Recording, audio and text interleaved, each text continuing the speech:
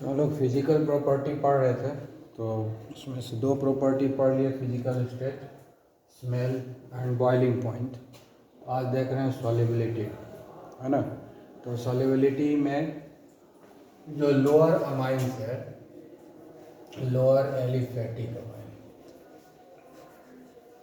Lower aliphatic amines जो है water में सॉल्युबल है, क्योंकि ये हाइड्रोजन बॉन्ड वाटर के साथ बना पाता है।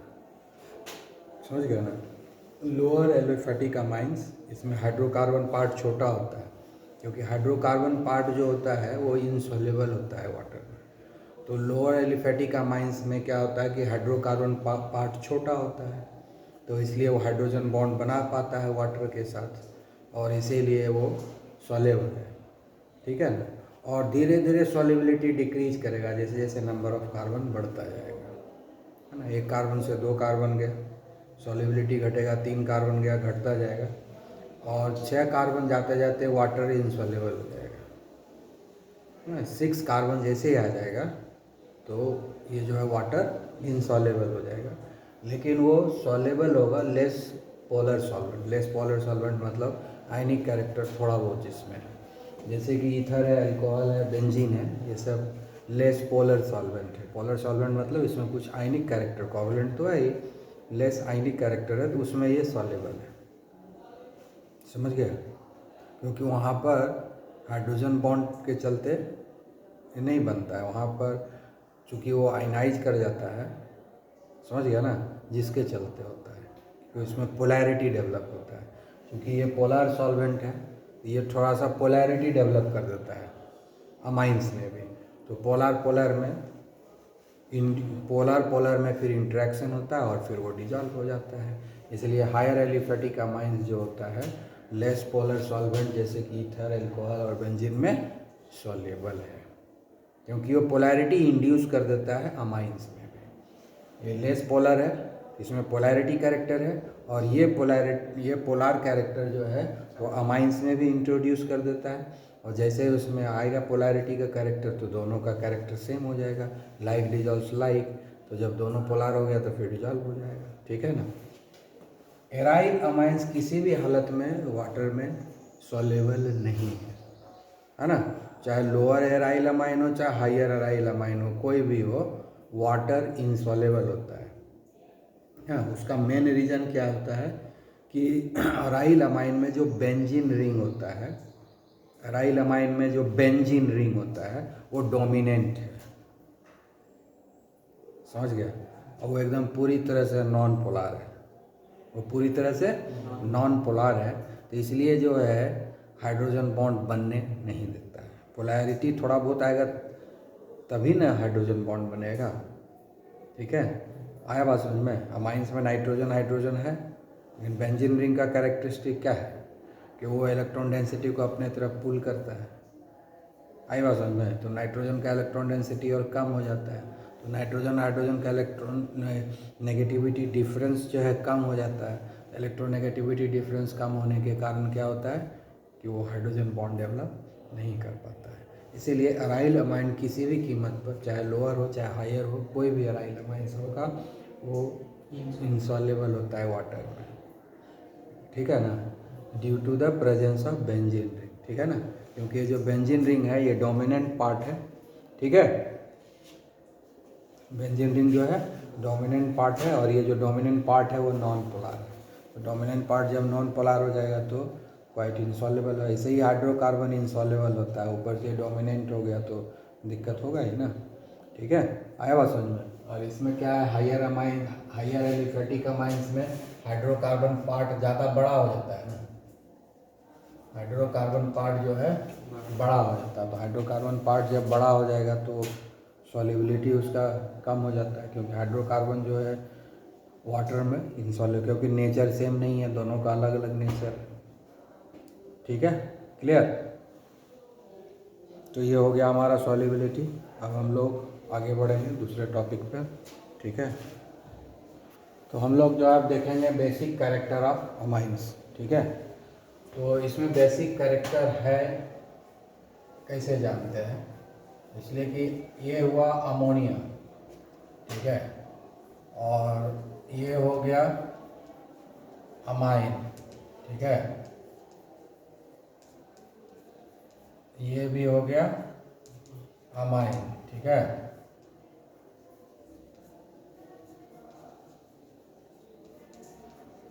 ये अमोनिया है और ये सब अमाइंस है। ये primary amine, secondary amine, tertiary amine, ठीक है। तो ये सब के सब बेसिक होता है।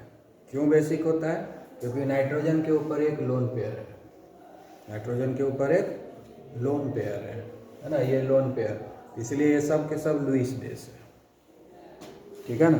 तो इवन गैसियस स्टेट ये बेसिक कैरेक्टर देगा, है ना। गैसियस स्टेट में भी ये बेसिक कैरेक्टर देगा, मतलब विदाउट मॉइस्चर भी रहेगा तो ये बेसिक कैरेक्टर देगा ही, इसलिए कि इसमें पेयर ऑफ इलेक्ट्रॉन है नाइट्रोजन के अवेलेबल, जिसको ये आराम से डोनेट कर सकता है ना। तो प्राइमरी, सेकेंडरी, टर्शियरी सबके में जो नाइट्रोजन है उसके ऊपर लोन पेयर है, तो सब जो है बेसिक कैरेक्टर देगा ही। तो ये कन्फर्म हो गया। एक तो हो गया कि बेसिक कैरेक्टर इसका हम लोग कैसे डिसाइड करते हैं कि इसका जो सेंट्रल एटम नाइट्रोजन है उसके ऊपर जो है लोन पेयर ऑफ इलेक्ट्रॉन है, जिसको ये आसानी से डोनेट कर सकता है, इसलिए ये बेसिक कैरेक्टर देगा, बेसिक इन नेचर होता है। दूसरा होता है कि हम इसको वाटर में डिजॉल्व करेंगे और डिजॉल्व करने के बाद जो है बेस कांस्टेंट निकाल लेंगे, समझ गए हैं। तो वो बेस कांस्टेंट हम कैसे निकालते हैं? जैसे मान लो कि हम प्राइमरी अमाइन एक ले लेते हैं, ठीक है। ये प्राइमरी अमाइन है, इसको हम पानी में डालेंगे, ठीक है। तो इसका H प्लस जो है, ये जो H प्लस है यहाँ टूटेगा, ये H प्लस आकर के इस पर अटैच हो जाएगा, ठीक है।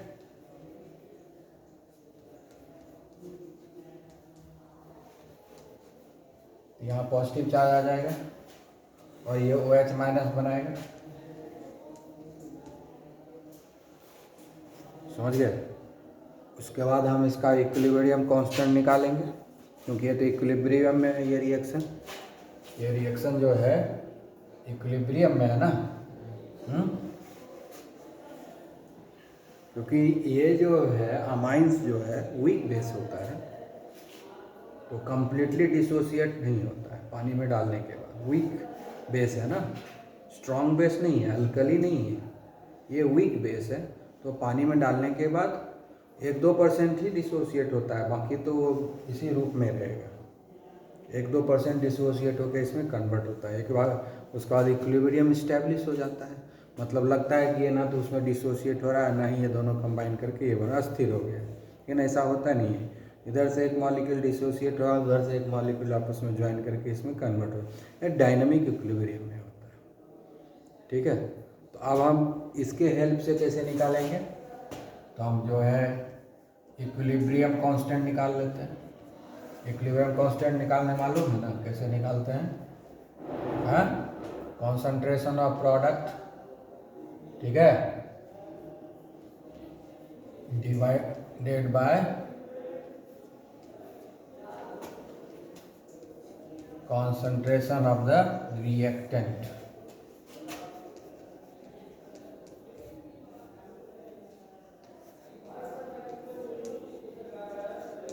यही ना है इक्विलिब्रियम कांस्टेंट, यही है।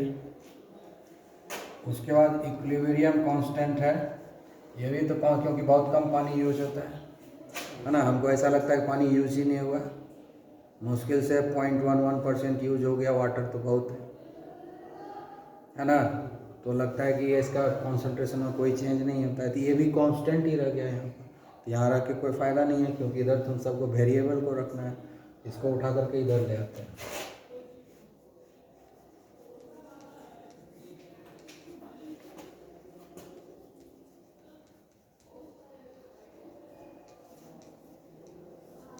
तो उसके बाद जो है ये हमारा हो गया एसिड कांस्टेंट, एसिड कांस्टेंट बोलते हैं, बेस कांस्टेंट हो गया, ठीक है।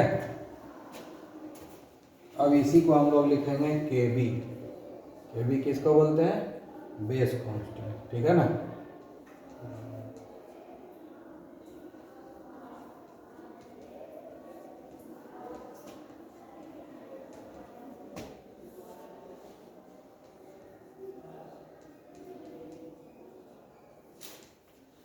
उसके बाद आएगा पी के वी,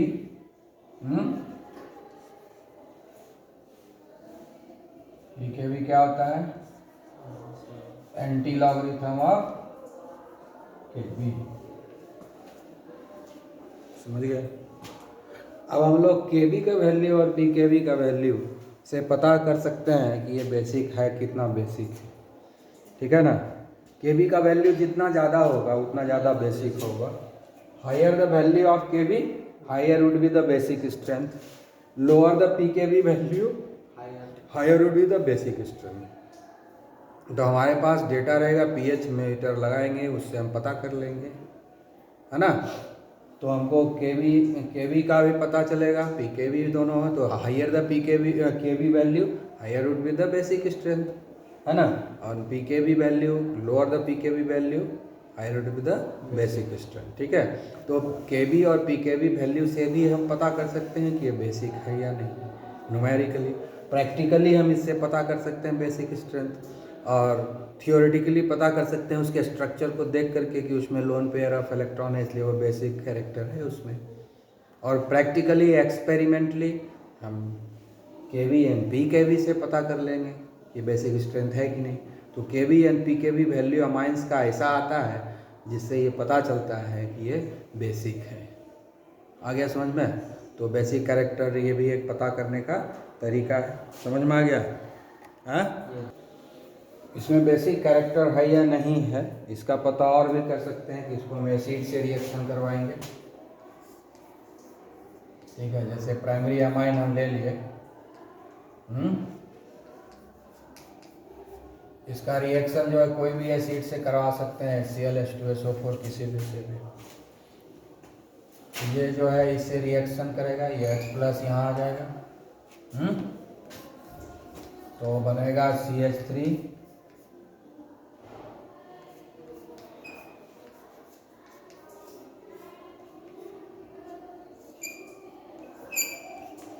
ये हमको सॉल्ट मिलेगा।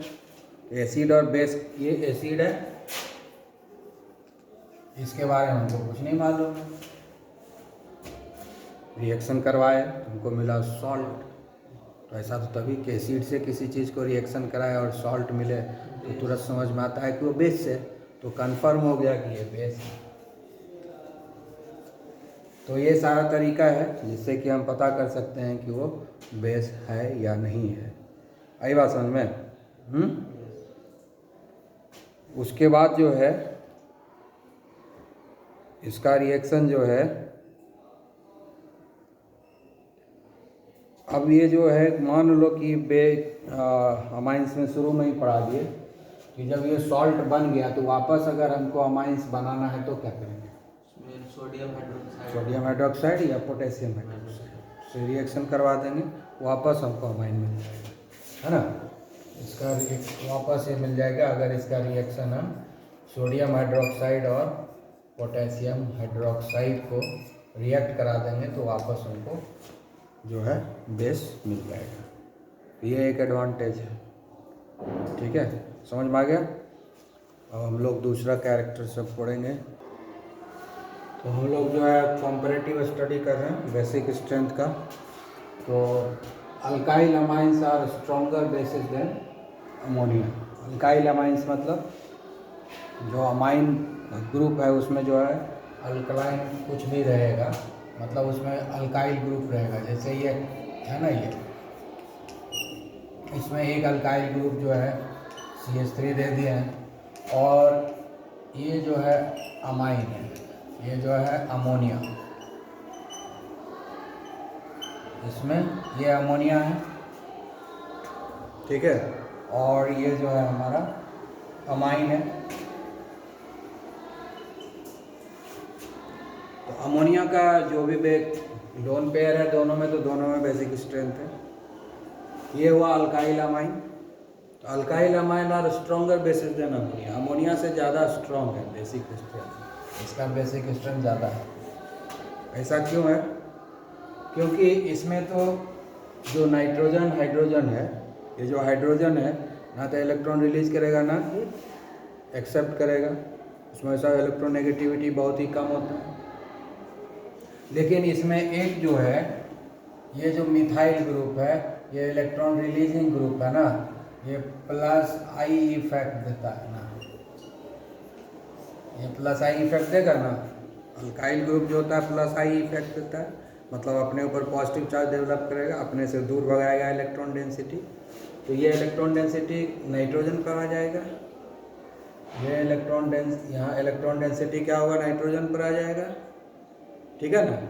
तो नाइट्रोजन पर इलेक्ट्रॉन डेंसिटी आने से क्या होगा, यहाँ पर ज़्यादा इलेक्ट्रॉन डेंसिटी हो जाएगा, तो ये आराम से डोनेट कर पाएगा। पेड़ में आम ज़्यादा हो जाएगा तो क्या होगा, गिरेगा ज़्यादा, कम रहेगा तो कम गिरेगा। आई बात समझ में।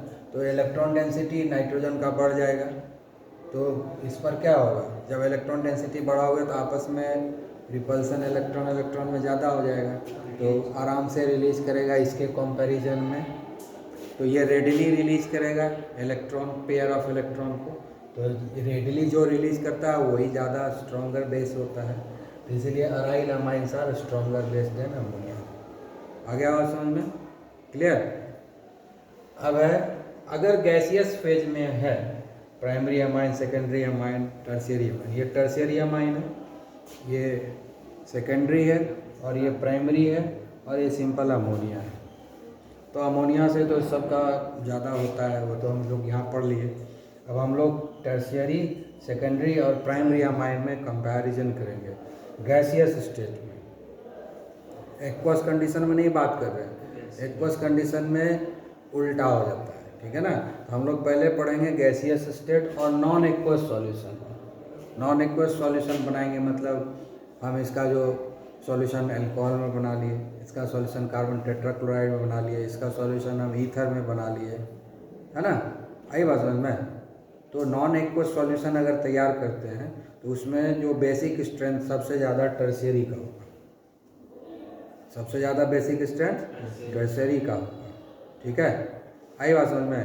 क्योंकि चूंकि हम नॉन एक्वस सॉल्वेंट में इसको डिजॉल्व करेंगे तो आयनाइजेशन तो होगा नहीं इसका, ठीक है। हाइड्रोजन बॉन्ड बनने का कोई चांस नहीं होगा, तो इसलिए कैरेक्टर जो है डिफरेंट होगा ना यहाँ पर। तो यहाँ पर हम लोगों को देखना है प्लस आई इफेक्ट। तो सबसे ज़्यादा प्लस आई इफेक्ट टर्शियरी में है, 3 ठो अल्काइल ग्रुप है प्लस आई इफेक्ट देने वाला, ये tertiary amine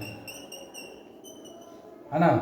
plus I effect सबसे ज़्यादा इसमें है टर्शियरी में। इसमें 3 ग्रुप है जो प्लस आई इफेक्ट दे रहा है, यानी अपने से इलेक्ट्रॉन डेंसिटी बढ़ा रहा है, नाइट्रोजन के ऊपर इलेक्ट्रॉन डेंसिटी बढ़ गया। इलेक्ट्रॉन डेंसिटी बढ़ेगा छोटा जगह में तो क्या होगा, दान करने का कैपेसिटी बढ़ जाएगा, है कि नहीं, है। उसके बाद यहाँ पर जो है 2 ठो है, 2 ग्रुप है जो प्लस आई इफेक्ट दे रहा है। तो इससे थोड़ा सा कम क्या प्लस आई इफेक्ट, तो ये कम, इस नाइट्रोजन का इलेक्ट्रॉन डेंसिटी इसके कम रहेगा, तो थोड़ा सा कम रिपल्सन होगा इलेक्ट्रॉन में, तो थोड़ा सा लेस टेंडेंसी होगा उसका इलेक्ट्रॉन को रिलीज करने के। इसमें सिर्फ एक ही है, तो उसमें एक ही प्लस आई इफेक्ट आ रहा है, तो इलेक्ट्रॉन डेंसिटी नाइट्रोजन का इससे भी कम हो गया, तो इसका टेंडेंसी इलेक्ट्रॉन रिलीज करने का इससे भी कम हो गया। आई बात समझ में। और लास्ट में जब हम अमोनिया का देखते हैं तो उसमें तो कोई है ही नहीं, इंडक्टिव इफेक्ट ही नहीं है, ना प्लस आई ना माइनस आई, कोई इफेक्ट ही उसमें नहीं है। तो इससे कम हो गया उसका इलेक्ट्रॉन डेंसिटी, नाइट्रोजन का जो ओरिजिनल है वही पड़ा हुआ है, उसके चलते ही वो बेसिक स्ट्रेंथ दे रहा है। तो जिसके चलते क्या होता है कि इसका बेसिक स्ट्रेंथ इससे भी कम हो गया। आई बात समझ में। तो ये प्लस आई इफेक्ट डिसाइड करता है गैसियस स्टेट में और नॉन एक्वस सॉल्वेंट में। प्लस आई इफेक्ट डिसाइड करता है कि कौन ज़्यादा बेसिक कैरेक्टर देगा और कौन कम देगा। जितना ज़्यादा प्लस आई इफेक्ट होगा उतना ज़्यादा बेसिक कैरेक्टर होगा, जितना कम प्लस आई इफेक्ट होगा उतना कम बेसिक कैरेक्टर होगा। जब हम अमाइंस का स्टडी गैसियस स्टेट में और नॉन एक्वस सॉल्यूशन में बात करते हैं, तब एक्वस सॉल्यूशन में जब बात करेंगे तो ये ट्रेंड डिफरेंट होगा, ये ट्रेंड नहीं आएगा, ठीक है। तो उसके लिए अभी हम लोग बात करेंगे, ठीक है। समझ में आ गया ये, क्लियर।